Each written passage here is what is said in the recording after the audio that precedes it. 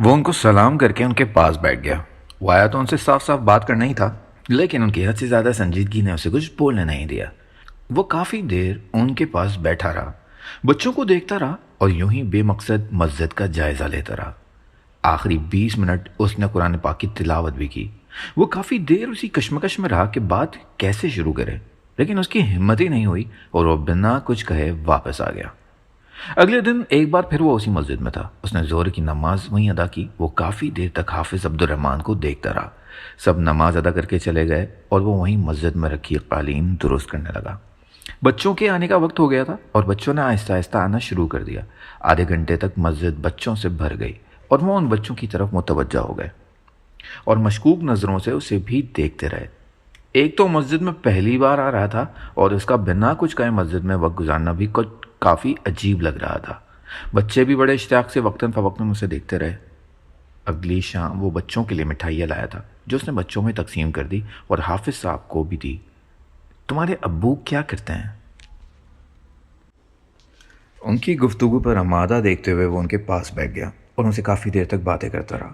وہ بہت مہذب انداز میں اس سے باتیں کرتا رہا جو کہ اس کا سلیقہ تھا۔ اجنبیت کی دیوار گر گئی اور اس کا مسجد آنا جانا روزانہ کا معمول بن گیا۔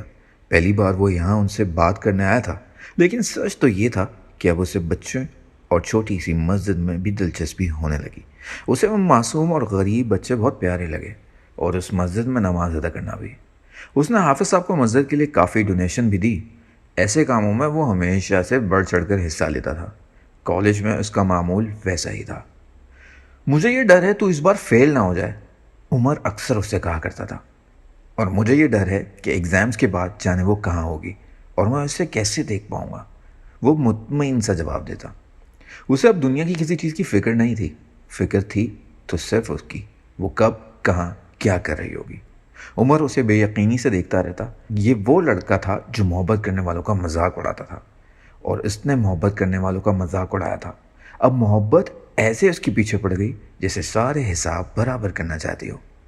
مسجد میں اس کا آنا جانا کافی بڑھ گیا۔ اب وہاں جو بچے قرآن پڑھنے آتے تھے وہ سب اسے جانتے تھے اور وہ تقریباً سب کو جاننے لگا۔ حافظ صاحب کے ساتھ اس کا تعلق دوستانہ ہو گیا۔ وہ وہیں بیٹھ کر ان کا لیکچر سنتے اور ان سے کافی مذہبی معلومات لیتے۔ وہ بھی اکثر اس سے کافی متاثر ہو گئے تھے۔ اس نے کئی بار چاہا وہ ان سے بات کرے، لیکن کبھی ہمت نہیں کر سکا۔ اسے بہت ڈر لگتا تھا انکار سے۔ اگر انہوں نے انکار کر دیا تو اس کے پاس اور کون سا آپشن رہ جائے گا، اور وہ خود سے یہ بات شاید کبھی کر بھی نہیں پاتا۔ اس لیے اس نے ماں کو ان کے گھر بھیجنے کا سوچا اور اس کے بارے میں ان سے بات کی۔ امی آپ پلیز ایک بار اس سے مل لیں۔ دیکھو دل کیف، تم پڑھائی پر دھیان دو، انہوں نے سنجیدگی سے کہا۔ آپ صرف ایک بار اس کے گھر جائیں، اسے دیکھیں، وہ آپ کو بہت پسند آئے گی۔ وہ ان کے گھٹنوں میں بیٹھ کر کہہ رہا تھا۔ رئیسہ نے سر اس بات میں ہلایا اور اسے یقین نہیں آیا وہ اتنی جلدی مان گئی۔ فروری کا مہینہ شروع ہو چکا تھا، لیکن سردی ابھی بھی عروج پر تھی۔ اس صبح اچانک تیز بارش ہو گئی اور 2 گھنٹے تک جاری رہی، جس کے نتیجے میں پورا گھر پانی سے بھر گیا اور چھت سے بھی پانی ٹپکنے لگا، جس کے نیچے اس نے بڑا برتن رکھ دیا۔ اس دن وہ کالج بھی نہیں گئی اور بارش ختم ہوتے ہی گھر سے پانی نکالنے لگی۔ عموماً ایسا ہوتا تھا، بارش کے بعد تھوڑا پانی گھر میں رہ ہی جاتا تھا، جسے وہ بعد میں جھاڑو سے باہر نکالتی تھی۔ اتنی ٹھنڈ اور ٹھنڈے پانی کو باہر نکالتے ہوئے اسے اماں نے دیکھا تو بہت بار منع کیا کہ سردی ہے، چھوڑ دو، بعد میں کر لینا۔ ابو بھیا سے اتنی ٹھنڈ میں دیکھ کر بولے، نورے صاحب آپ اتنی سردی میں یہ سب کیوں کر رہی ہیں؟ شام ہوتے ہوتے اسے زکام ہو گیا اور پھر بخار۔ اگلے دن وہ بخار میں مبتلا رہی، کالج بھی نہیں جا سکی۔ پھپھو بھی 1-2 بار آئی تھی اس کا حال احوال جاننے، اور اب تو تائی نے بھی اس کے گھر آنا جانا شروع کر دیا۔ اتنا پرجوش ہو کر جو انہوں نے گھر میں دیوار کھڑی کر کے سارے رشتے ختم کر دیے تھے، اب وہ خود ہی دوبارہ روتی شکایتیں کرتی ایک بار پھر آ گئیں۔ اسد کی جو نئی نئی شادی ہوئی تھی وہ بری طرح ناکام ہو گئی۔ 2 دن نہیں ہوئی اور اس امیر لڑکی نے رنگ دکھانے شروع کر دیے۔ تائی اس کی بیٹیاں آئے روز اس سے لڑتی رہتیں۔ گھر میں جھگڑے بڑھ گئے تو وہ طلاق کا مطالبہ کر کے میکے چلی گئی۔ تائی اس لیے بھی پریشان تھی کہ طلاق سے نہ صرف رشتہ ختم ہوتا بلکہ خاندان میں بے عزتی کے علاوہ 2 کنال کا گھر بھی جاتا جو نکاح کے دوران اس کے نام کر چکے تھے۔ اب ایسے میں تائی کو اماں اور پھپھو یاد نہ آتی، ایسا کیسے ہو سکتا تھا؟ ذرا سا خیال نہیں کیا اس کمبخت نے۔ کیسے دھمکی دے کر چلی گئی کہ اگر 2 کنال کا گھر نہیں ملا تو وہ کورٹ تک جائے گی۔ اب ہم جیسے عزت دار لوگ کورٹ کچہری کے چکر کاٹتے اچھے لگیں گے؟ اور اوپر سے اسد کے ابا بھی مجھے تانے دے رہے ہیں کہ یہ رشتہ میں نے کیا تھا۔ ارے مجھے کیا پتا تھا وہ بدبخت ایسی نکلے گی۔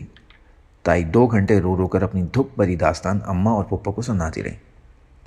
اپنوں میں رشتہ کیا ہوتا تو آج یہ دن نہ دیکھنا پڑتا نادش بھابھی، پھپھو نے دل میں خوش ہوتے ہوئے تانا بھی دے ڈالا۔ کالج آنے جانے سے پہلے ایک دفعہ ضرور اس سے مل کر جاتی تھی، اس کے پاس آ کر اس کے دل کا احوال بھی پوچھتی اور کالج میں ہونے والے واقعات بھی بتاتی۔ وہ روزانہ تمہارے بارے میں پوچھتا ہے، اور جب میں کالج پہنچتی ہوں وہ پہلے سے ہی گیٹ پر انتظار میں کھڑا ہوتا ہے، زویا نے سرگوشی کے انداز میں بتایا۔ وہ جو اس چیز کو کچھ دن بھول چکی تھی ایک بار پھر سب یاد آنے لگا۔ اسے مزید ٹینشن ہونے لگی۔ کیا کہتا ہے وہ بیٹھ کر بولی۔ اس نے احتیاطاً باہر بھی جھانکا۔ اماں چارپائی پر بیٹھی کسی پڑوسن کے ساتھ باتیں کر رہی تھی۔ وہی جو اس دن کہا تھا۔ تو تم نے کیا کہا؟ کیا کہتی؟ میں نے بس اسے یہی کہا کہ اگر وہ سچ میں تمہاری عزت کرتا ہے یا اس کے دل میں کچھ ہے تو اپنے گھر والوں کو یہاں بھیجے۔ وہ چونکی۔ زویا، تمہیں اسے یہ کہنے کی کیا ضرورت تھی؟ اگر سچ میں اس کے گھر والے یہاں آ گئے تو؟ اس نے ڈرتے ہوئے پوچھا۔ زویا نے اپنا پرس اتار کر سائڈ پر رکھ دیا۔ ڈونٹ وری نور، ایسا کچھ نہیں ہوگا۔ وہ بہت ہی بڑے گھر سے، اس کے گھر والے کبھی بھی ہمارے محلے میں نہیں آئیں گے، اور یہ بھی ہو سکتا ہے وہ اپنے گھر والوں سے بات کرے اور وہ اسے سمجھا دیں۔ زویا نے اسے تسلی دی اور وہ مطمئن ہو گئے۔ اسے یقین تھا کہ اس کے گھر والے کبھی یہاں نہیں آئیں گے، مگر اس کے برعکس 2 دن بعد اس کی اماں کسی طوفان کی طرح ان کے گھر آ گئیں۔ تو یہ ہے حافظ عبد الرحمن کا گھر۔ انہوں نے گفتگو کا آغاز اسی جملے سے کیا تھا، اور اتفاق سے خود ابا بھی اس دن گھر میں موجود تھے۔ وہ اس انجان عورت کو دیکھ کر بہت حیران ہوئے، جو پاؤں سے لے کر سر تک دولت میں نہائی ہوئی لگ رہی تھی۔ ابا ان کے پہلے جملے کو مکمل نظر انداز کرتے ہوئے نہایت ادب سے بولے، معاف کیجیے گا، ہم نے آپ کو پہچانا نہیں۔ وہ بھی اس وقت وہیں دھوپ میں بیٹھی ارمان کو ہوم ورک کرا رہی تھی اور اس عورت کا جائزہ بھی لے رہی تھی۔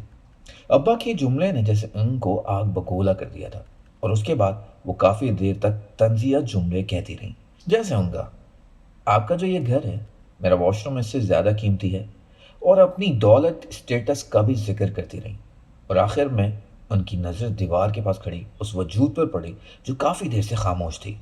وہ اس کے سر پر پہنچ گئی اور وہ ان کی آنکھوں کو دیکھ کر سہم سی گئی۔ اور تمہیں کیا لگا میں کسی راہ چلتی لڑکی کو اپنے گھر کی بہو بنا لوں گی؟ تم اگر 100 بار جیو 100 بار مرو نا، تب بھی میرے بیٹے کی برابری نہیں کر سکتی۔ وہ اس کی آنکھوں میں دیکھ رہی تھی، اور وہ تو جیسے کہیں دیکھنے کے قابل بھی نہیں رہی۔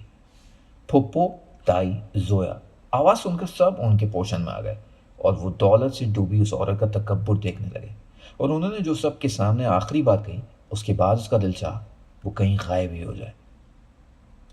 بتا کتنے پیسے لے گی تو ہمارے بیٹے کی زندگی سے نکلنے کے لیے؟ 10 کروڑ بہت ہیں؟ کہتے ہوئے انہوں نے ایک چیک بھی سائن کر کے اس کے منہ پر مارا۔ جب تک وہ وہیں کھڑی رہی تب تک پھپھو اور تائی کانوں کو ہاتھ لگا رہی تھی۔ ان کی اسی بات پر بہت دیر سے خاموش ابا کو بھی غصہ آ گیا، اور انہوں نے جو کہا وہ سرخرو ہو گئی اور اس کا جھکا سر اوپر آ گیا۔ آپ 10 کروڑ دے رہی ہیں، اگر آپ اپنی پوری دولت بھی ہمیں دے دیں تب بھی ہم اپنی بیٹی کا رشتہ آپ کو نہیں دیں گے، کیونکہ آپ کا بیٹا ہماری بیٹی کے قابل ہی نہیں ہے۔ وہ عورت جس طوفانی انداز میں آئی تھی وہ ویسے ہی واپس چلی گئی، اور وہ سوچ بھی نہیں سکتی تھی کہ ایک معمولی ID کارڈ سے شروع ہونے والی کہانی یہاں تک پہنچ جائے گی اور بنا کسی جرم کے مجرم بنی کھڑی ہوگی سب کے سامنے۔ احمد تھی جو وہ یہ سوچ رہی تھی کہ اس کی امی ان کے گھر تک نہیں آئیں گی۔ وہ آئی اور چلی بھی گئی، اور ساتھ جیسے اسے بھرے بازار میں تھپڑ مار کر گئی۔ یہ بات اتنی معمولی نہیں تھی، حالات کی سنگینی کا اندازہ اس کی ماں کی آمد سے ہی ہو رہا تھا۔ بات یوں بڑھ جائے گی اور اس کے گھر تک آ جائے، اسے وہم گمان میں بھی نہیں تھا۔ کئی دن تک ابا اور اماں اس واقعے کو لے کر سنجیدہ نظر آئے، لیکن کسی نے اس بارے میں کوئی بھی بات یا سوال نہیں کیا۔ وہ کتنے دن تک ہی ان کے جملوں کی سیر میں رہی، اور کیسے کیسے کس کس کے سامنے نظریں جھکاتی رہی، رات کو اٹھ اٹھ کر روتی رہی، کوئی نہیں جانتا تھا۔ اس واقعے کے بعد گھر اور خاندان میں کافی باتیں ہوئیں، لیکن ابا نے اس کا پورا ساتھ دیا۔ ہمیں ہماری بیٹی پر پورا بھروسہ ہے، کوئی کچھ بھی کہے ہمیں اسے کوئی فرق نہیں پڑتا۔ اماں نے بھی اسے سب کچھ بھول کر ایگزامس کی تیاری کا مشورہ دیا اور وہ خود بھی وقت کو ضائع کرنا نہیں چاہتی تھی۔ تم کیوں اس کے بارے میں اتنا سوچ رہی ہو؟ زویا نے شام میں اسے پوچھا۔ زویا، میرا دل بہت گھبرا رہا ہے۔ وہ بہت ڈر چکی تھی۔ کچھ نہیں ہوتا، جو ہونا تھا وہ ہو گیا، ساری بات ختم ہو گئی۔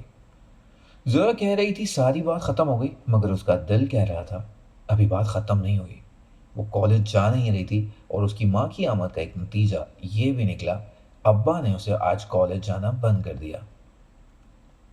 آپ گھر پر بیٹھ کر امتحان کی تیاری کرو، ہم نہیں چاہتے کسی کی بری نظر آپ پر پڑے۔ ہمیں آپ پر بھروسہ ہے نور سیر، لیکن زمانے پر نہیں۔ اس نے ابا کے فیصلے پر سر ہلا دیا، لیکن وہ نہیں جانتی تھی ابا نے ایسا کیوں کیا۔ ویسے بھی امتحانات میں کم دن رہ گئے تھے اور وہ خود بھی دوبارہ کالج نہیں جانا چاہتی تھی۔ ہاں، البتہ ایک دن وہ زویا کے ساتھ گئی اور رول نمبر سلپ وغیرہ لے آئی، اور اس نے آخری بار بس کی کھڑکی میں سے اسے دیکھا جو کالج کے گیٹ کے سامنے کھڑا اسے ہی دیکھ رہا تھا۔ اس ایک لمحے کی اتفاقاً نگاہ کے بعد اس نے دوبارہ اس کی طرف نہیں دیکھا۔ آپ ڈاکٹر بن کر بچوں کو انجیکشن لگائیں گی؟ شام کے وقت ارمان نے اس سے پوچھا۔ وہ ڈرائنگ بنا رہا تھا اور وہ کچھ لکھ رہی تھی۔ جانے اسے اچانک یہ خیال کیسے آیا۔ ہاں، اور سب سے پہلے میں تمہیں لگاؤں گی۔ وہ مسکرایا۔ پھر میں بڑا ہو جاؤں گا، آپ مجھے پکڑ نہیں سکیں گی، وہ مصنوعی کالر جھاڑتے ہوئے بولا۔ صرف تم ہی نہیں، میں بھی بڑی ہو جاؤں گی اور میں تمہیں پکڑ کر انجیکشن لگا ہی دوں گی۔ آپ کو گناہ نہیں ہوگا؟ وہ تھوڑی ہتھیلی پر رکھتے ہوئے غور سے اسے دیکھ رہا تھا۔ نہیں، گناہ تمہیں ہوگا جو ہر روز اماں کے پرس سے پیسے چراتے ہوئے تائی اور پھپھو کو تنگ کرتے ہو۔ وہ گڑبڑا گیا اور ڈرائنگ بک اپنے چہرے کے سامنے کر لیا۔ اسی شام پھپھو، زویا اور حشر بھی ان کے گھر آئے۔ وہ رات کے وقت جس سنجیدگی کے ساتھ وہاں آئے تھے، ان کی آمد غیر معمولی ہو سکتی تھی۔ وہ تو سب کو سلام کر کے اماں کے کہنے پر چائے بنانے کچن میں آ گئی۔ بعد میں وہاں کیا بات ہوئی اسے نہیں معلوم۔ زویا بھی تھوڑی دیر بعد اس کے پیچھے پیچھے آئی اور ان سب کی اس طرح ایک ساتھ آمد کی وجہ بتائی۔ کیا مطلب؟ اس نے ناسمجھی کے عالم میں زویا کو دیکھا۔ مطلب یہ کہ اماں تمہارا رشتہ مانگنے آئی ہیں حشر بھائی کے لیے۔ اس نے خوش ہوتے ہوئے خبر سنائی اور کپ میں چائے نکالتے نکالتے اس کے ہاتھ رک گئے۔ اس نے بنا کسی تاثر کے زویا کو دیکھا، لیکن کہا کچھ نہیں۔ یہ بات سن کر اسے خوشی غمی کا کوئی احساس نہیں ہوا۔ زویا تو خوشی سے چہک رہی تھی، جبکہ اس کے تاثرات دیکھ کر لگتا تھا جیسے اسے کوئی فرق ہی نہیں پڑ رہا۔ پھپھو نے 2 گھنٹے اپنی میٹھی میٹھی باتوں سے ابا اماں کو راضی کر ہی لیا، اور اگلے دن پھپھو نے اسے ایک سرخ دوپٹہ پہنا دیا۔ وہ سارے معاملے میں بہت خاموش تھی۔ اسے یقین تھا ابا اس سے بہت محبت کرتے ہیں، اور بات پکی کرنے سے پہلے اس سے پوچھتے نہ صحیح، کم از کم بتاتے تو ضرور، مگر انہوں نے ایسا کچھ نہیں کیا۔ اور اسے صرف اسی بات کا دکھ تھا۔ وہ ان کے فیصلے کے خلاف تو کبھی جا ہی نہیں سکتی تھی، مگر ایک بار پوچھنے میں کیا حرج تھی۔ کچھ معاملات میں ابا بہت دقیانوسی اور پرانے خیالات کی تھے۔ کبھی کبھی دل سے کی گئی محبتیں بھی رسموں کی بھینٹ چڑھ جاتی ہیں۔ پھوپھو جو اس کی طرف خاصی توجہ نہیں دیتی تھی، اب اس کی ایک ایک حرکت نوٹ کر رہی تھی، اور تائی نے جیسے اپنے بچوں کا رشتہ کرتے ہوئے ابا اور پھوپھو سے مشورہ ہی نہیں کیا تھا، ویسے ہی اب پھوپھو اور ابا نے بھی اپنا بدلہ لے لیا۔ تائی نے منہ سے تو کچھ نہیں کہا، البتہ ان کے پھولے ہوئے ہونٹ بتا رہے تھے انہیں خود کا یوں نظر انداز کیا جانا کتنا برا لگا۔ وہ ایک بار پھر ملا تھا جو نے رات کے وقت اسے بتایا۔ وہ اسے کینٹین پہ ہی ملا تھا اور پوچھ رہا تھا کہ جب اس کی ماں رشتہ لینے آئی تو انکار کیوں کیا، جس کے جواب میں زویا نے غصے سے اسے کہا، تمہاری ماں رشتہ کرنے نہیں، رشتہ خریدنے آئی تھی، پورے 10 کروڑ روپے دے رہی تھی نور کو تم سے دور رہنے کے لیے۔ اس کے بعد اس نے کچھ نہیں کہا اور وہ شرمندگی اور پریشانی سے وہاں سے چلا گیا۔ وہ زویا کی ساری بات غور سے سنتی رہی اور اس کے خاموش ہوتے ہی بولی، اس کے بعد تو وہ نہیں ملا نا تمہیں؟ نہیں ملا تھا، وہ آج ایک بار پھر سامنے آ گیا۔ کیا کہہ رہا تھا؟ اس نے بےتابی سے پوچھا اور ساتھ اندر کمرے کی طرف بھی دیکھا۔ وہ دونوں اس وقت باہر جامن کے نیچے کھڑے تھے۔ کہہ رہا تھا نور سے کہو ہم مسجد میں نکاح کر لیتے ہیں۔ اس کے قدموں تلے زمین نکل گئی۔ اتنی آسانی سے وہ چھپ کر نکاح کی بات کیسے کر گیا؟ بہت دیر بعد وہ بولنے کی قابل ہوئی۔ تم اس کی بات سنتی کیوں ہو؟ اسے زویا پر ہلکا سا غصہ آیا۔ زویا نے ٹھنڈی سانس لی۔ میں نہیں سننا چاہتی، لیکن وہ خدا کے واسطے دے کر مجھے روک لیتا ہے، ہاتھ جوڑتا ہے میرے سامنے اور مجھے اس پر ترس آ جاتا ہے۔ کیا تم نے اسے یہ نہیں بتایا کہ اب میرا رشتہ طے ہو گیا؟ تجھے کیا لگتا ہے یہ نہیں بتایا ہوگا؟ یہی سننے کے بعد تو اس نے نکاح کی بات کی۔ وہ خاموش رہی۔ بہت دیر تک اس خاموشی کو زویا نے ہی توڑا۔ تمہاری مرضی کیا ہے نور؟ زویا نے کھوجتی ہوئی نظروں سے اسے دیکھا۔ میں وہی چاہوں گی جو میرے امی ابو چاہیں گے، اس کے علاوہ میری کوئی اور مرضی نہیں ہے، اور تم اس سے بھی یہی کہہ دو، بلکہ میں تمہیں خود ایک خط لکھ کر دوں گی، تم اسے دے دینا۔ میں تو بیچ میں میسنجر بن کر رہ گئی ہوں، زویا نے جل کر کہا، اور اسی وقت زویا اپنے پورشن میں بھاگ کر کاغذ قلم لے آئی۔ وہ وہیں کھڑی سردی میں انتظار کرتی رہی۔ 2 منٹ بعد زویا بھاگتی ہوئی آئی۔ کسی نے دیکھا تو نہیں تمہیں؟ سردی اور خوف سے کانپتی انگلیوں سے چاند کی روشنی میں وہ جو لکھ سکی لکھتی گئی، اور تیزی سے اسے فولڈ کر کے زویا کو دیا۔ زویا، یہ آخری میسج میرا اس تک پہنچا دینا۔ وہ رونے کے قریب تھی۔ زویا نے اس کے ہاتھ سے خط لے کر اسے چھپا دیا اور اسے اپنے پورشن کی طرف چل دی۔ وہ بھی کمرے کی طرف چلی آئی جہاں اماں ابا بیٹھ کر چائے پی رہے تھے۔ پہلے 1 گھنٹہ وہ پارک میں بیٹھا رہا، پھر جیسے جیسے شام ڈھلتی گئی وہ سڑک پر ٹہلتا رہا۔ مغرب کی نماز اس نے سڑک پر واقع ایک مسجد میں ادا کی۔ نماز کے بعد وہ بے مقصد سڑک پر چلتا رہا۔ سردی سے بچنے کے لیے جو واحد چیز اس کے جسم پر تھی وہ ایک سیاہ رنگ کی شال تھی، اور جوں جوں رات کی تاریکی پھیل رہی تھی سردی بھی بڑھتی جا رہی تھی۔ مسجد سے نکل کر ٹہلتے ہوئے اسے آدھا گھنٹہ ہو چکا تھا، اور جب وہ ایک ہوٹل میں داخل ہوا اس نے صبح ناشتے میں ایک آملیٹ کے علاوہ کچھ بھی نہیں کھایا تھا، اور وہ تھا بھی ان لوگوں میں جن کو پریشانی میں زیادہ بھوک لگتی تھی۔ اس نے اپنے لیے ہلکا سا کھانا آرڈر کیا، اور کھانے سے فارغ ہو کر وہ ایک بار پھر اپنے شہر کی سڑکیں ناپنے لگا۔ وہ کہاں سے کہاں آ چکا تھا اسے خبر ہی نہ تھی۔ یہ وہ راستے تھے جو گاڑی پر بھی دور لگتے تھے، اور اسے پیدل چلتے ہوئے بھی فرق نہیں پڑا۔ اسٹریٹ لائٹ سے اس کا سفید چہرہ اور چھوٹی داڑھی چمک رہی تھی، اور کبھی کبھی اچانک سے سامنے جانے والی ہیڈ لائٹ سے اس کی آنکھیں چندی آ جاتی۔ وہ راستے میں پڑے خالی بوتلز اور جوس کے ڈبے کو لات مارتا ہوا آگے جا رہا تھا جب اس کی موبائل کی گھنٹی بجی۔ وہ اس کی ماں کی کال تھی، اور وہ اٹینڈ کرنے کی کشمکش میں تھا۔ جا کر پوچھو اپنی ماں سے، کیا وہ نور کو تم سے دور رہنے کے لیے پیسے دینے آئی تھی یا نہیں؟ زویا کا کہا ہوا جملہ اس کے کانوں میں گونج رہا تھا۔ اس نے نچلا ہونٹ دانت تلے دباتے ہوئے کال اٹینڈ کی۔ کہاں ہو تم؟ اس کی ماں نے پہلی بات یہی کہی۔ باہر، اس نے سنجیدگی اور ناراضگی والا جواب دیا۔ گھر کب تک آؤ گے؟ اگلا سوال فوراً کیا۔ تھوڑی دیر تک۔ وہی انداز۔ کال کٹ کر دی۔ اس نے سر دا بھر کر اوپر آسمان کی طرف دیکھا۔ ایک اسٹال سے اس نے برگر خریدا، اور وہ کھاتے ہوئے آہستہ آہستہ چل رہا تھا۔ اسے اسٹریٹ لائٹ کے نیچے ہی ایک زخمی بلی دکھائی دی۔ اس کے پاس جا کر گھٹنوں کے بل بیٹھ گیا۔ اپنا برگر اس کے سامنے رکھ دیا۔ بلی اسے ڈرتے ڈرتے برگر کو منہ مارنے لگی۔ وہ بھاگ بھی نہیں سکتی تھی کیونکہ اس کا ایک پاؤں تقریباً پورا زخمی تھا۔ ایسا لگ رہا تھا کہ کسی گاڑی نے اسے بری طرح کچل دیا ہو، اور وہ جو اتنا حساس تھا، بلی کی حالت دیکھ کر اسے بہت گہرا صدمہ لگا۔ وہ انسان نہیں تھا جو اپنا درد بتا سکتا۔ اسے جو زخم لگا تھا وہ یہ بھی نہیں جانتی تھی اس کا علاج کیسے ہوگا، اور نہ ہی ان کے لیے ایمبولینسز آیا کرتی ہیں۔ بے اختیار اس کے دل کو کچھ ہوا۔ اس نے اپنی شال اس بلی کو اڑائی اور آس پاس دیکھا۔ کچھ ہی فاصلے پر اسے میڈیکل اسٹور کا بورڈ نظر آیا۔ وہ بھاگتا ہوا اسٹور تک آیا اور اپنی مطلوبہ پٹی، لیکوڈ اور پین کلر کریم خرید کر ایک بار پھر اسی بلی کے پاس آیا۔ وہ ابھی تک اس برگر کو نوچ رہی تھی، جانے کب سے بھوکی تھی بیچاری، اور اس حالت میں اپنے لیے خوراک بھی تلاش نہیں کر سکتی تھی۔ وہ وہیں پوری دنیا سے بے نیاز ہو کر اس بلی کی ٹریٹمنٹ کرنے لگا۔ وہ جانتا تھا اس بلی کا پاؤں تو ٹھیک نہیں ہو سکتا، لیکن درد ذرا کم ہو جائے گا اور مزید خون بھی نہیں بہے گا، اور کل صبح تک وہ لنگڑا کر ہی صحیح مگر چلنے کی تھوڑی قابل ہو جائے گی۔ اسے ایک سڑک سے کچھ فاصلے پر ایک محفوظ جگہ پہنچانے کے بعد اس نے واپسی کی راہ لی۔ اب وہ وقت کافی ہو چکا تھا۔ راستے میں اسے ایک بوڑھا بزرگ ملا جو اس کے پیچھے سے کہیں بھاگتا ہوا ہے۔ بھوک کی فریاد کی۔ اس نے 500 کا نوٹ مسکراتے ہوئے اس کے حوالے کیا۔ وہ بوڑھا دعائیں دیتا ہوٹل گیا۔ رات 12 بجے کے قریب وہ گھر میں داخل ہوا۔ اسے رئیسہ سامنے صوفے پر بیٹھی نظر آئیں۔ شاید وہ اسی کے انتظار میں تھی، اور بنا اسے کوئی بات کیے اپنے کمرے میں آ گیا۔ وہ بھی ان کے پیچھے آ گئی۔ کھانا کھاؤ گے؟ انہوں نے بغور اسے دیکھتے ہوئے پوچھا۔ نہیں، میں کھا چکا ہوں۔ بنا ان کی طرف دیکھے اپنا کمبل درست کرتے ہوئے وہ سنجیدگی سے بولا۔ رئیسہ اس کا رویہ اور انداز دیکھ کر سمجھ گئی کہ وہ سب جان گیا ہے، لیکن اس بات سے ان کو کوئی فرق نہیں پڑنے والا تھا، نہ ہی انہوں نے اس کی کوئی وضاحت کی۔ اگلے کچھ دن بھی وہ اسی طرح ان سے ناراض رہا، کوئی بات نہیں کی، اور اگر کرتا بھی تو مختصر بات کرتا، وہ بھی بنا ان کی طرف دیکھے۔ نظر انداز کرنے کا یہ سلسلہ کچھ دن مزید چلا، جب ایک دن رئیسہ نے خود اسے کہا، تم ہم سے جتنا بھی ناراض رہو دل کیف، لیکن یہ فیصلہ ہم نے تمہاری بہتری کے لیے کیا ہے۔ مخمل میں کبھی ٹاٹ کے پیوند نہیں لگ سکتے۔ ایسی گلی اور سڑکوں کی محبتیں روز ہوتی ہیں، لیکن عمر بھر کا روک پالنے کی ضرورت نہیں۔ اس نے کوئی جواب نہیں دیا۔ وہ اپنی ماں کو یہ بات کبھی نہیں سمجھا سکتا تھا کہ گلیوں اور سڑکوں پر ہونے والی محبت نہیں تھی۔ زویا کو اس نے 2 دن سے نہیں دیکھا تھا، اور تیسرے دن جب وہ کالج آئی تو بھاگ کر بس میں اس کے پیچھے والی سیٹ پر بیٹھ گیا۔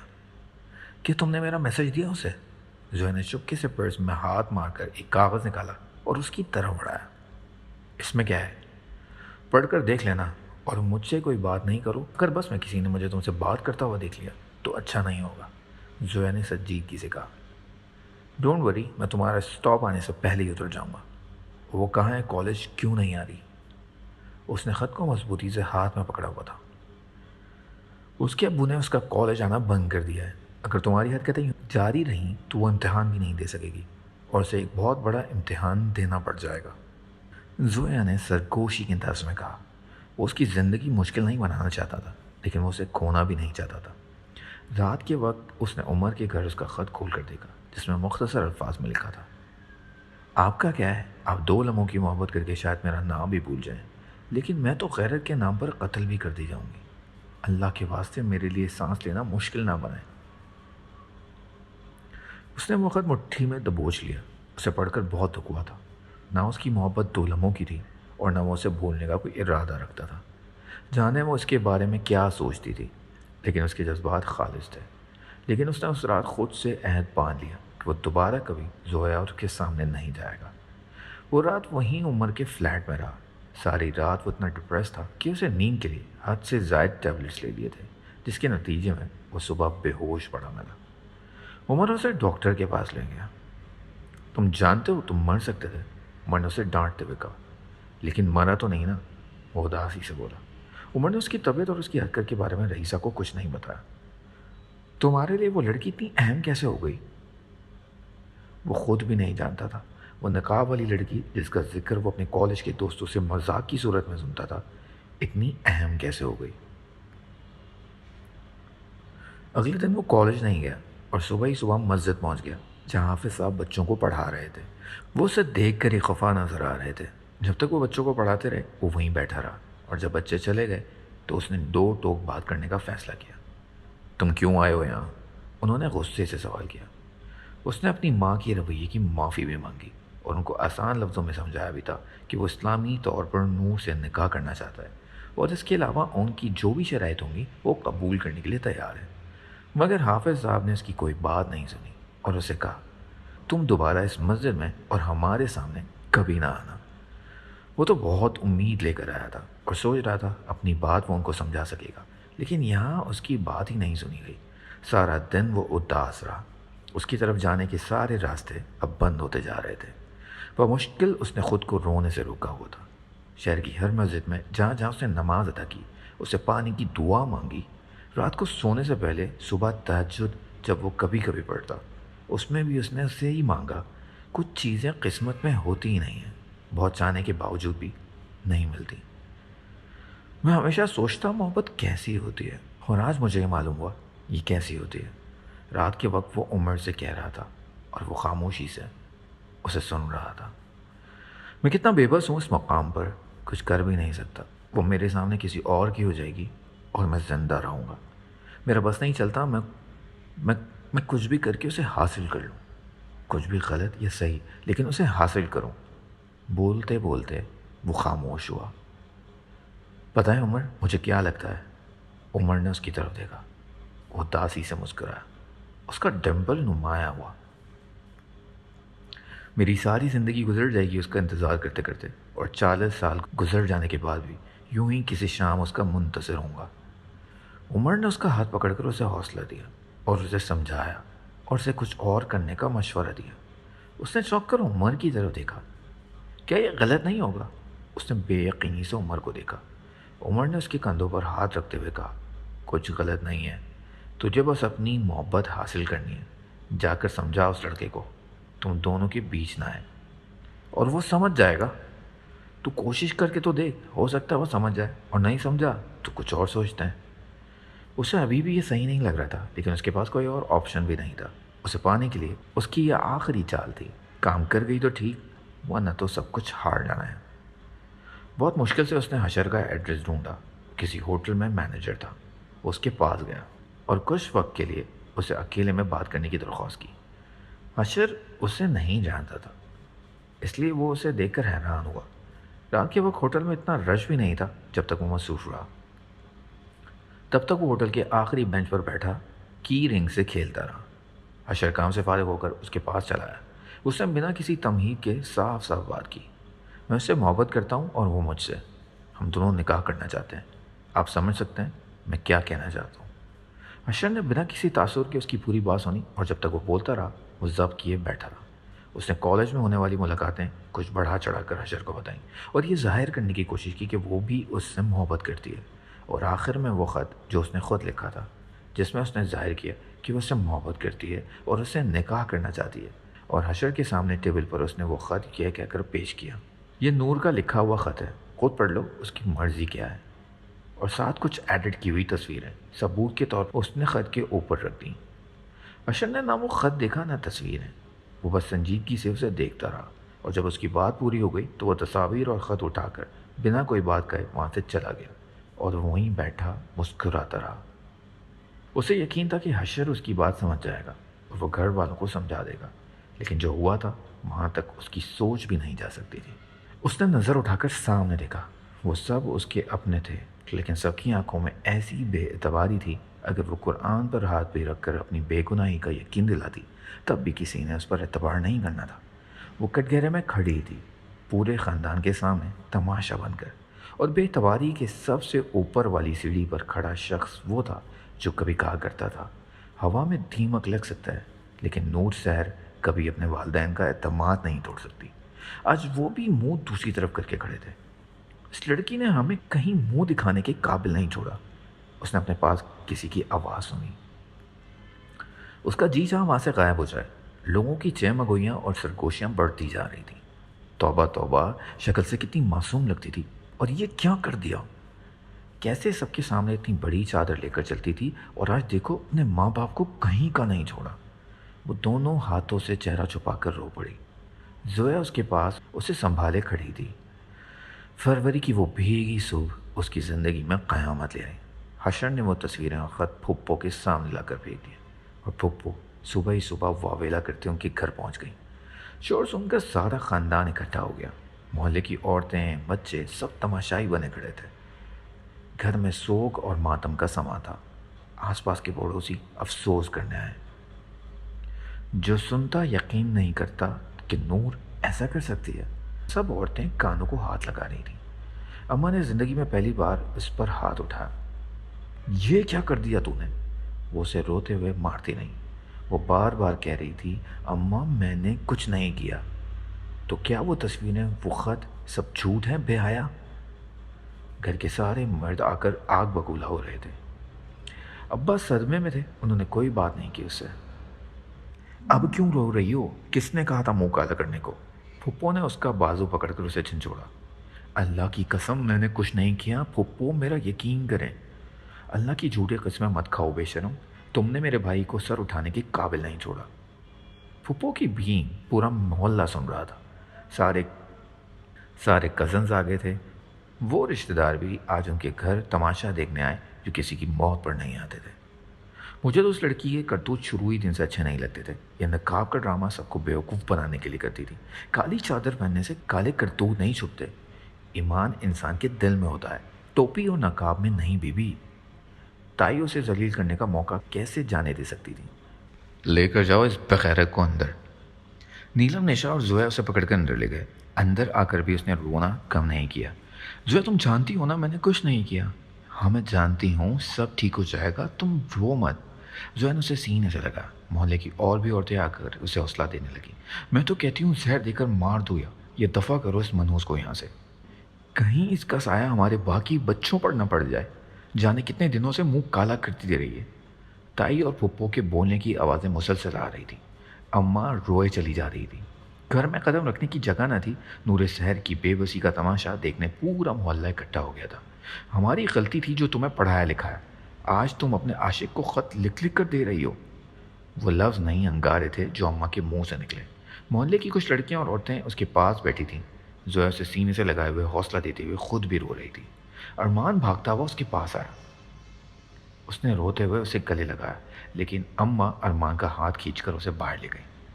گھر کے سارے مرد پھپھو کے پورشن میں اکٹھا ہوئے۔ محلے کے بڑے بزرگ، لڑکے، دور کے کئی رشتہ دار پنچایت لگا کر اکٹھا ہو گئے۔ اسد، فہد اور حشر سب وہیں سنجیدہ ہو کر بیٹھے تھے۔ وہ نہیں جانتی تھی کہ آج کیا ہونے والا تھا، لیکن جو بھی تھا آج سب ختم ہونے والا تھا۔ عموماً ایسا ہوتا ہے ان کی روایت میں کہ جب کوئی لڑکی یوں داغدار ہوتی ہے، یا تو اسے غیرت کے نام پر قتل کر دیا جاتا تھا، یا پھر اسے دور کہیں بیچ دیا جاتا۔ دور دراز سے ایسے لوگ جن کی کسی وجہ سے شادی نہیں ہو رہی ہوتی، بے روزگار، نشہ کرنے والے یا بڑی عمر کے بزرگ خبر سن کر آ جاتے اور قیمت ادا کر کے لڑکی لے جاتے۔ یہی سنگ دلانہ رسم برسوں سے چلی آ رہی تھی۔ گھر کے اور محلے کے بڑے فیصلہ کرتے، اور آج بھی یہی ہو رہا تھا۔ عورتیں دوسرے پورشن میں جمع ہو کر فیصلے کے انتظار میں تھیں۔ طرح طرح کی باتیں ہو رہی تھیں۔ عدالت اب لگ چکی تھی اور فیصلہ آ چکا تھا۔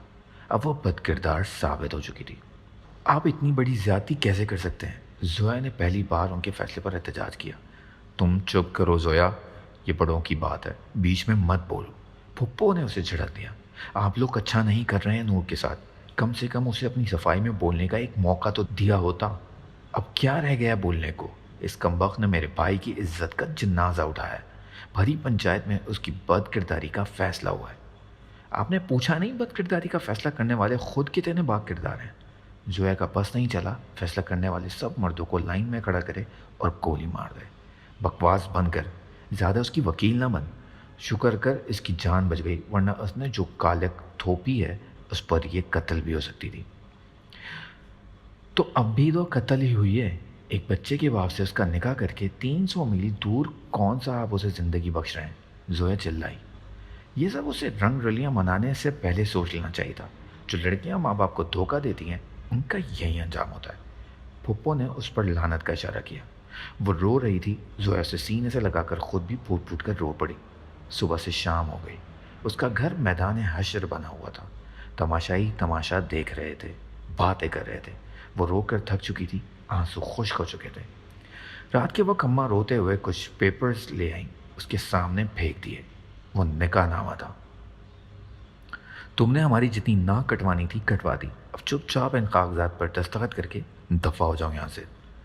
نور، دستخط نہ کرنا۔ زویا اس کے پاس بیٹھی تھی۔ اور بھی لڑکیاں وہاں تھیں۔ اگر تو نے دستخط نہ کیے تو تجھے کبھی اپنا دودھ نہیں بخشوں گی۔ اس نے سپاٹ چہرے کے ساتھ بنا کسی مزاحمت کے نکاح نامے پر دستخط کر دیے۔ زویا اسے بے یقینی سے دیکھتی رہ گئی۔ رات کے 10 بجے اماں کے ساتھ تائی اور پھپھو اسے لینے آ گئی۔ وہ خاموشی سے کھڑی ہوئی۔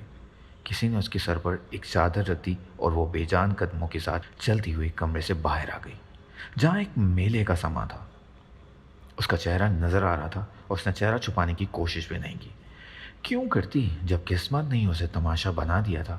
آج وہ لوگ بھی نور سیر کے چہرے کو دیکھ رہے تھے جنہوں نے کبھی اسے بنا نقاب کے نہیں دیکھا۔ اپنا جامن گھر کی دیواریں سب اس سے اداسی سی لگیں۔ کسی نے اسے الوداع نہیں کیا۔ اماں نے بھی اسے ایک بار گلے نہیں لگا۔ اس کا دل چاہا ایک آخری بار اماں اسے گلے سے لگائیں، وہ ارمان کو گلے سے لگائے، اپنے گھر کو جہاں اس نے زندگی کے اتنے سال گزارے جی بھر کر دیکھ لے، کیونکہ فیصلے کے مطابق اب وہ دوبارہ کبھی اس گھر میں نہیں آ سکتی تھی۔ لیکن ساری خواہشیں دل میں ہی رہ گئیں۔ زویا البتہ اسے گلے لگا کر پھوٹ پھوٹ کر رو پڑی۔ گلی کے دروازے پر ابا کھڑے نظر آئے، لیکن اسے دیکھتے ہی نظریں پھیر لی انہوں نے۔ اس کے دل پر الٹی چھری چل گئی۔ اماں فرش پر بیٹھے روئی چلی جا رہی تھی۔ ابا، ایک آخری بار مجھے گلے سے لگا لیں، میں پھر نہیں آؤں گی اس گھر میں۔ ایک آخری بار کہہ دیں کہ آپ کو اپنی نور سحر پر بھروسہ ہے۔ اس کا دل بار بار یہ پکار رہا تھا۔ اور ابا نے کہا بھی تو کیا؟ تمہارا جنازہ اس گھر سے نکلتا تو ہمیں اتنی تکلیف نہ ہوتی جتنی آج ہو رہی ہے۔ اس گھر کا بھروسہ توڑ کر جا رہی ہو۔ جیتے جی کبھی بھی اپنی شکل مت دکھانا ہمیں۔ اس کا دل چاہا پھوٹ پھوٹ کر رو پڑے، چیخ چیخ کر بتا دے پوری دنیا کو کہ وہ بے گناہ ہے، اس نے کسی کا بھروسہ نہیں توڑا۔ لیکن کوئی بھی لفظ اس کی زبان تک آنے سے انکاری ہو گیا۔ 2 عورتیں آئیں، اس کا کاندھا پکڑ کر اسے گھر کے دروازے سے باہر لے جانے لگیں۔ گلی میں بھی سب محلے والے جمع ہو چکے تھے۔ وہ جس نے کبھی اس کا چہرہ نہیں دیکھا، پورا محلہ گھروں سے نکل آیا اس کا تماشا دیکھنا ہے۔ اس نے ایک آخری بار پیچھے مڑ کر دیکھا۔ اس کا پورا خاندان پیچھے کھڑا تھا۔ اپنوں کی بھیڑ میں سب غیر تھے، دور دور تک اسے اپنا کوئی نظر نہیں آیا۔ وہ ایک بار پھر اپنے شہر کی سڑکوں پر پیدل چل رہا تھا۔ شام سے ہی دھند اترنا شروع ہو گئی تھی اور اب تو 10 قدم سے آگے سڑک بھی نظر نہیں آ رہی تھی۔ سردی کی وجہ سے اس کے ہاتھ فریز ہو چکے تھے، جنہیں وہ بار بار جینز کی جیبوں میں ڈال کر گرم کرنے کی ناکام کوشش کر رہا تھا۔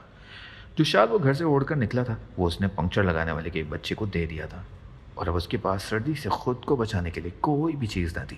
اس کے باوجود بھی وہ ابھی کچھ دیر اور سڑکوں کے چکر کاٹنے والا تھا۔ یہ تیسری رات تھی جب وہ یوں ہی بے مقصد سڑکوں پر چہل قدمی کر رہا تھا، اور اس نے زندگی میں شاید ہی کسی ایسی چیز کا اتنی شدت سے انتظار کیا ہو جتنا انتظار وہ اس خط کے جواب کا کر رہا تھا جو اس نے حشر کو دیا تھا۔ اسے یقین تھا کہ اس کا لکھا ہوا خط اس کی زندگی میں روشنی کی کرن ثابت ہوگا، مگر اس بار وہ بہت زیادہ غلط تھا۔ اس کے وہم و گمان بھی نہیں تھا کہ اس کے لکھے فیک خط اور ان ایڈٹ تصویروں میں نور کے گھر کا کیا دھماکہ کیا تھا اور اسے کہاں سے کہاں پہنچا دیا۔ یہ 3 دن اور 3 راتیں اس نے کس طرح بے چینی کے عالم میں گزاری، یہ وہی جانتا تھا۔ ایک دن 1 سال کے برابر تھا، اور کبھی کبھی جیسے گھڑی کی سوئیاں کچھوے سے ریز لگا کر چلتی ہیں، خاص کر تب جب کسی کا شدت سے انتظار ہو۔ کالج میں MBBS کے تمام اسٹوڈنٹس اپنے آخری مراحل میں تھے۔ ایگزامز ہونے کے بعد وہ مختلف مقامات پر بکھر جاتے۔ الوداعی تقریبیں، ایگزامز کی تیاریاں، فیوچر پلاننگز ہو رہی تھیں، اور وہ سب کچھ بھلا کر صرف ایک لڑکی کے بارے میں سوچ رہا تھا۔ ہمیشہ کی طرح بھی وہ گھنٹوں گیٹ کے پاس کھڑا ہو کر سڑک کی طرف دیکھتا تھا۔ ہر بس، ہر رکشے کی آمد پر وہ سر اٹھاتا۔ وہ نہیں آئے گی، اس کا انتظار نہ کر، عمر اسے ہر روز یہی کہتا، اور وہ مسکرا کر کہتا، مجھے یقین ہے وہ کبھی نہ کبھی ضرور آئے گی۔ لیکن وہ سچ میں نہیں آئی۔ نہ وہ آئی نہ زویا آئی۔ پورے 12 دن تک وہ یوں ہی کالج گیٹ کے سامنے کھڑا رہا، لیکن ان دونوں میں سے کسی کو بھی اس نے نہیں دیکھا۔ اس کی بے چینی اور اضطراب اب بڑھتی جا رہی تھی دن بدن۔ گھر آ کر بھی اس کی بے چینی اور پریشانی ختم نہ ہوئی۔ ایسا پہلے تو کبھی نہیں ہوا کہ دونوں نے اتنے دن ایک ساتھ چھٹی کی ہو۔ رات کو کبھی اکیلے میں ایسے ویسے خیالات آنے لگتے، اس کا دم گھٹنے لگتا اور وہ اٹھ کر کھڑکی کھول دیتا۔ دیر رات تک لان میں بیٹھ کر وہ کئی کپ چائے پی جاتا اور مختلف سوچوں میں گم رہتا۔ حالانکہ وہ ان لوگوں میں سے تھا جو چائے نہیں پیتے تھے، لیکن یہ پریشانی تھی یا پھر وقت گزاری کا ذریعہ جو وہ چائے کی کپ ایک ہی وقت میں پی جاتا۔ اس کے خیالات اور سوچوں سے بالکل انجان رئیسہ بیگم بڑے زور و شور سے اس کے لیے لڑکیاں دیکھنے میں مصروف تھیں۔ کئی بار وہ لڑکیاں دیکھنے ان کے گھر جاتی اور کئی بار اپنے ہی گھر بلا لیتی۔ ان کا خیال تھا وہ اب بچپنا چھوڑ چکا ہوگا۔ ایک دن وہ بائی چانس گھر میں داخل ہوا تو 2 عورتیں بیٹھی تھیں جو اسے دیکھنے لگیں۔ ماشاء اللہ، کتنا پیارا لڑکا ہے، ہمیں بہت پسند ہے۔ اور اس نے شکوہ اور حیرت بھری نظروں سے ماں کو دیکھا۔ دیکھیے، میں نہیں جانتا آپ کون ہیں، لیکن ایک بات بتا دوں، میں کسی اور سے محبت کرتا ہوں اور جلدی ہماری شادی ہونے والی ہے، تو آپ برائے مہربانی اپنا وقت ضائع نہ کریں۔ اس نے بڑے ادب اور سنجیدگی سے کہا۔ دل کیف، یہ کیا کہہ رہے ہو تم؟ رئیسہ نے اسے ٹوکا۔ امی، آپ پلیز ان دھوکے میں نہ رہیں، ان کو بتا دیں میں کسی اور سے محبت کرتا ہوں۔ رئیسہ اسے دیکھتی رہ گئی، وہ جو اس خوش فہمی میں تھی کہ اب تک یہ اسے بھول چکا ہوگا، وہ خوش فہمی کے سوا کچھ نہیں تھی۔ وہ اب بھی اسی کے بارے میں سوچتا ہے۔ اس دن کے بعد اس نے دوبارہ کسی عورت کو اپنے گھر میں نہیں دیکھا۔ کالج کے گیٹ کے سامنے ہر صبح انتظار کرتے اسے 20 دن ہو چکے تھے، لیکن اسے دوبارہ ان دونوں میں سے کوئی بھی نظر نہیں آیا۔ حالانکہ اب تو انہیں لازمی آنا چاہیے تھا۔ چوتھے دن سے ایگزامز کا باقاعدہ آغاز ہو رہا تھا۔ اس کی پریشانی اور اضطراب آئے دن بڑھ رہی تھی۔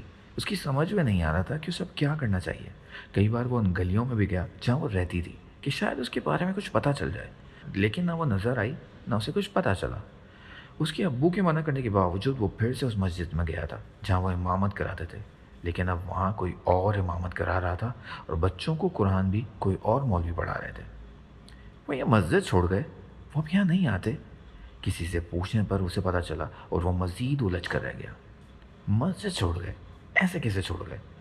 اب تو وہ جیسے بن جل مچھلی بن گیا۔ اس کا بس نہیں چلا وہ نور سحر کے گھر جا کر اسے دیکھ آئے۔ وہ یہ کر بھی گزرتا اگر اسے اس کی عزت کی پرواہ نہ ہوتی۔ وہ ایک آدھ دن بعد اپنے خیراتی ادارے کے بھی چکر لگایا کرتا تھا جہاں تیزی سے کام جاری تھا، اور 1-2 مہینے تک شاید وہ افتتاح بھی کر دیتا۔ اسے اس طرح اور پریشانی کے تقریباً 20 دن بعد پتہ چلا پیپر تھا۔ تب اسے زویا نظر آئی۔ اس نے ایک بڑی سی چادر لے رکھی تھی اور اس کے ساتھ شاید اس کی ماں تھی جو اسے کالج چھوڑنے آئی تھی۔ زویا نے ایک اتفاقاً اٹھنے والی نظر کے بعد اسے بالکل نہیں دیکھا۔ چونکہ اس کی ماں ساتھ تھی اس لیے اس نے بھی اسی کو بات نہیں کی۔ نور بات نہیں کی، لیکن نور وہ کیوں نہیں آئے وہ کیوں نہیں آئے پیپر دینے؟ ایسا کیسے ممکن تھا کہ وہ پیپر ہی نہ دے؟ پیپر کے دوران بھی وہ بتاب رہا۔ جلدی جلدی وہ پیپر ختم کر کے کیک کے پاس جا کھڑا ہو گیا، لیکن زویا جیسے اپنی ماں کے ساتھ آئی تھی ویسے ہی خاموشی سے چلی بھی گئی بنا اس کی طرف دیکھے۔ دوسرے دن بھی وہ اسی طرح اس کی ماں کے ساتھ آئی، یوں ہی بنا کسی طرف دیکھے خاموشی سے پیپر دیکھ کر واپس چلی گئی اور وہ راستے دیکھتا رہ گیا۔ تیسرے چوتھے دن بھی یہی ہوا، اسے زویا کے ساتھ بات کرنے کا موقع ہی نہیں ملا۔ پیپر تو جس کیفیت جس پریشانی میں وہ دے رہا تھا وہی جانتا تھا۔ وہ آخری پیپر تھا جب زویا اکیلے آئی تھی۔ وہ بےتابی سے اس کی طرف لپکا، لیکن زویا اسے مکمل نظر انداز کر کے ہال میں چلی گئی۔ پیپر کے بعد وہ ایک بار پھر گیٹ کے باہر بینچ پر بیٹھ کر اس کا انتظار کر رہا تھا۔ کیوں آئے ہو تم میرے سامنے؟ اب کیا جاننا چاہتے ہو تم؟ زویا تقریباً چلائی۔ وہ اس کی جملے سے زیادہ اس کے انداز پر حیران ہوا۔ تم جو چاہتے تھے وہ ہو گیا۔ تم اسے رسوا کر کے بے گھر کرنا چاہتے تھے، وہ ذلیل کر کے گھر سے نکال دی گئی۔ تم اسے برباد کرنا چاہتے تھے، ہو گئی وہ برباد۔ تمہارا لکھا ہوا وہی جھوٹا خط اس کی زندگی میں موت کا پروانہ لے کر آیا۔ بد کرداری کا داغ لگا کر اسے بھیج دیا گیا۔ اسے بے گناہ ہوتے ہوئے اتنی بڑی سزا ملی۔ ایک لڑکی کا کردار کالا ہوا تو پورے معاشرے نے اسے تماشا بنا دیا، اور جس لڑکی کی وجہ سے ہوئی وہ کتنی عزت کے ساتھ گھوم رہا ہے۔ یہ زمانے کا انصاف تھا، لیکن یاد رکھنا کوئی اور بھی منصف ہے اس دنیا میں۔ بولتے بولتے اس کی آواز بھر آ گئی۔ وہ سانس روکے زویا کو دیکھ رہا تھا۔ اتنی دھند میں بھی اس کے آنسو صاف نظر آ رہے تھے۔ بس کا ہارن سنائی دیا۔ میں تمہارا کچھ نہیں کر سکتی، میں صرف تمہیں بد دعا دے سکتی ہوں، اور میں تمہیں بد دعا دیتی ہوں کہ خدا کرے زندگی تمہیں اتنا رولائے تم موت کی خواہش کرنے لگو۔ در جا کر موت کی بھیک مانگو اور تمہیں بھیک میں بھی موت نہ ملے۔ تم دیکھ لینا، نور کے آنسو تمہیں کبھی سونے نہیں دیں گے، ساری زندگی روتے رہو گے تم۔ زویا نے روتے ہوئے رف پیپر اس کے منہ پر مارا تھا اور بس کی طرف جانے لگی۔ وہ شوق کے اس اسٹیج پر تھا جہاں اس کا وجود حرکت تک نہیں کر سکتا تھا، اور پوری کائنات آنکھوں کے سامنے گھومنے لگی۔ بڑی تیزی سے اس نے اپنا ہاتھ سینے کی بائیں طرف رکھا جہاں شدت سے درد اٹھنے لگا۔ اس کا منہ اور آنکھیں پوری کی پوری کھل گئی۔ ایک درد بھری اس کی زبان سے نکلا۔ ہارٹ اٹیک اتنی شدت کا تھا کہ اگلے ہی لمحے وہ لڑکھڑا کر سڑک پر گرتا چلا جا رہا تھا۔ عمر اسے گرتے ہوئے دور سے ہی دیکھ چکا تھا اور اس کا نام لیتے ہوئے اس کی طرف بھاگا۔ عمر کی چیخ اتنی زوردار تھی، بس میں بیٹھی زویا نے بھی کھڑکی سے باہر جھانکا۔ شدید دھند میں بھی اس نے بھاگتے ہوئے عمر اور سڑک پر گرے ہوئے کیف کو آسانی سے دیکھ لیا۔ بس چلنے لگی اور وہ تب تک اسے دیکھتی رہی جب تک وہ آنکھوں سے اوجھل نہیں ہوئے۔ اس نے سر سیٹ پر ٹکا دیا۔ اسے پہلی بار احساس ہوا اس کی محبت دل لگی اور چاہت سے کچھ زیادہ تھی، لیکن اب بہت دیر ہو چکی تھی۔ رات کے اندھیرے میں اس نے خود کو ڈوبتے ہوئے دیکھا۔ اٹھانے پر ہر طرف روشنی کے باوجود اندھیرا نظر آ رہا تھا۔ وہ ایک ایسے بھیانک خوف سے جاگی تھی جس سے باہر کبھی نکل ہی نہیں سکتی تھی، جیسے وہ کسی کے دل سے نکلی بد دعا ہو، جیسے کسی نے میت اٹھا کر بیڈ پر رکھ دیا ہو۔ وہ پولیس صراط پر تھی، اور شاید یہی پولیس صراط کا راستہ ختم بھی نہ ہوتا۔ بیڈ اسے جنازہ لگا، اور بیڈ سے اٹھنے والی خوشبو جیسے میت کو لگائی جاتی ہے، اور بکھرے ہوئے پھول جیسے قبر پر رکھے گئے آخری پھول ہوں۔ گلدان سے لے کر پردوں تک، فرش سے لے کر عرش تک، جیسے سب کچھ قہقہے لگا کر اس پر انگلیاں اٹھا رہے ہوں۔ وہ یہ نہیں سوچ رہی تھی کہ ایک ہی رات میں وہ کہاں سے کہاں آ گئی، یا آگے کیا ہونا تھا، وہ کہاں ہے، اسے یہاں کون لایا تھا۔ وہ کچھ سوچ نہیں رہی تھی۔ اس کا ذہن اس قدر مفلوج تھا کہ وہ کچھ بھی نہیں سوچ پا رہی تھی۔ آنکھیں خشک تھیں جن میں ایک سمندر ہونا تھا۔ ایسا لگ رہا تھا اس کی آنکھیں اب کبھی نہیں روئیں گی۔ اسے وہاں بیٹھے بیٹھے کتنی دیر ہو گئی جب دروازہ کھول کر کوئی اندر آیا۔ اس نے نظریں بھی نہیں اٹھائیں، پتھر کا مجسمہ بنی بیٹھی رہی۔ کوئی چل کر اس کے پاس آیا اور کئی پل اسے غور سے گھورتا رہا۔ اٹھو اٹھو یہاں سے، اس مرد کی آواز نے جیسے اسے کسی مراقبے سے باہر نکالا۔ وہ سہم کر جلدی جلدی بیڈ سے نیچے اتری۔ وہ غصے سے اسے دیکھتے ہوئے اس کے پاس آیا۔ ہمت کیسے ہوئی تمہاری میرے بیڈ پر بیٹھنے کی؟ اس نے قریب آ کر اس کا بازو زور سے جھنجھوڑتے ہوئے اسے دھکا دیا اور کسی ٹوٹی شاخ کی طرح دیوار سے جا ٹکرائی۔ اس کا ہونٹ پوری طرح زخمی ہو گیا۔ اگر کسی پیار بھرے رویے کی توقع وہ نہیں بھی کرتی، تب بھی اس نے تو یہ نہیں سوچا تھا، لیکن جو کچھ پہلے ہو چکا تھا وہ بھی کہاں سوچا تھا اس نے۔ وہ ایک بار پھر سے اس کے پاس آیا، اس کے بالوں کو اپنی مٹھی میں بھیج کر اسے خونخوار نظروں سے دیکھا۔ تمہیں کیا لگتا ہے میں تمہاری معصوم سی مسکین شکل دیکھ کر تم پر ترس کھا لوں گا؟ خرید کر لایا ہوں تمہیں، کوئی محبوبہ نہیں ہو تو میری۔ اس نے ایک زوردار دھکے سے اسے فرش پر پٹخ دیا۔ جو بے غیرتی تو اپنے ماں باپ کے گھر میں کرتی رہی ہے وہ یہاں نہیں چلے گا، اور نہ ہی میں تیرے گھر والوں جیسا بے غیرت ہوں کہ اپنی آنکھوں کے سامنے تیری بے غیرتیاں دیکھوں۔ آوارہ عورت جب کسی غیرت مند کے گھر آتی ہے تو وہ گھر اسے قید خانہ لگتا ہے۔ وہ بدحواس ہو کر فرش پر پڑی تھی، ہونٹ کے پاس سے خون کی لکیر بہنے لگی۔ وہ اس کے سر پر کھڑا چیخ رہا تھا، تم یہیں فرش پر رہو تاکہ تمہیں پتہ چلے کہ خریدی ہوئی بد کردار عورت کا مقام کیا ہوتا ہے۔ وہ جب اپنوں کو بے گناہی کا یقین نہیں دلا سکتی تھی تو ایک غیر مرد اس کی بات کا کیا یقین کرتا؟ جتنے زخم وہ سہ کر آئی تھی یہ تو ان کے سامنے کچھ بھی نہیں تھے۔ تقدیر کے اس ناگہانی طوفان پر نہ اس نے خودکشی کی، نہ شکوے شکایتیں، نہ اپنے خشک بنجر آنکھوں سے کوئی آنسو بہایا۔ وہ ایک بار پھر ٹھنڈے پانی سے وضو کر کے نماز ادا کر رہی تھی۔ گھر وہ نہیں تھا، دعائیں وہ نہیں تھیں، لیکن خدا تو وہی تھا جو وہاں بھی اس کے ساتھ تھا اور یہاں بھی۔ اس کا نام عاصم تھا۔ وہ چائنا سے پڑھ کر آیا تھا، لیکن اس کی کل رات والے رویے سے نہیں لگتا تھا کہ وہ بیرون ملک سے پڑھ کر آیا۔ ایک چھوٹا سا گھر تھا، نہ وہ زیادہ امیر تھے اور نہ زیادہ غریب۔ اپنے شہر میں اس کی گورنمنٹ ملازمت تھی جو کافی کوشش کے بعد ملی تھی۔ صرف ایک بڑی بہن تھی جس کی شادی ہو چکی تھی، جس کا شوہر دبئی میں تھا، جس کی وجہ سے وہ زیادہ تر انہی کے گھر میں رہتی تھی۔ ریما اس کی پہلی بیوی تھی جس کے ساتھ اس نے پسند کی شادی کی تھی، لیکن ان دونوں کا رشتہ 1 سال سے زیادہ نہیں چل سکا۔ جب محبت کا بھوت اترا ان دونوں کو ایک دوسرے کے خیال مختلف لگے۔ وہ بہت زیادہ ماڈرن تھی، چھوٹے چھوٹے کپڑے پہنتی، دیر راتوں تک پارٹیوں میں رہتی۔ وہ ایک مشرقی مرد تھا، ایسی حرکتیں اسے برداشت نہیں ہوتی تھیں۔ وہ اس کی عزت بھی نہیں کرتی تھی اور نہ کسی بات کو اہمیت دیتی تھی۔ اس کی اور ریما کے بیچ ہونے والا بحث جھگڑوں میں تبدیل ہو گیا۔ اس کی امی اور آپا اس کے ساتھ آئے، روز جھگڑے ہونے لگے تھے۔ وہ ان سے بھی لڑتی جھگڑتی۔ امی اور آپا نے کئی بار اس سے طلاق کا مشورہ دیا مگر نظر انداز کر دیا۔ اسی دوران ریما پریگننٹ ہو گئی۔ وہ پہلے سے بھی زیادہ چڑچڑی رہنے لگی۔ ان کا بیٹا ہوا لیکن ریما کو اس بچے میں کوئی دلچسپی نہیں تھی۔ ان کے جھگڑے وقتاً فوقتاً بڑھنے لگے۔ ایک بار جھگڑا کرتے ہوئے ریما کو تھپڑ مارا جس کے نتیجے میں ریما نے طلاق کی ڈیمانڈ کر دی۔ وہ خود بھی روز کے جھگڑوں سے تنگ تھا، اس لیے بنا کسی مزاحمت کے اس نے اسے طلاق دے دی۔ یہ تمہاری نسل ہے، مجھے نہیں چاہیے، بچے کو اس نے کہہ کر چھوڑ دیا۔ اس کے جانے کا گھر میں کسی کو کوئی افسوس نہیں تھا۔ ہاں البتہ وہ کافی ڈسٹرب رہنے لگا۔ وہ 3 ماہ بعد ہی کسی اور کے ساتھ لنڈن سیٹل ہو گئی۔ ریما سے طلاق کے بعد اس نے کافی عرصے تک شادی نہیں کی، اور جب شادی کرنے کا ارادہ کیا تو اس کو عمر بھی کافی زیادہ ہو چکی تھی اور بیٹا بھی بڑا ہو چکا تھا۔ اس کی شادی نہ ہونے کی وجہ سے ایک ماں بہن کا رویہ بھی تھا جو کافی کڑوے مزاج کی تھی۔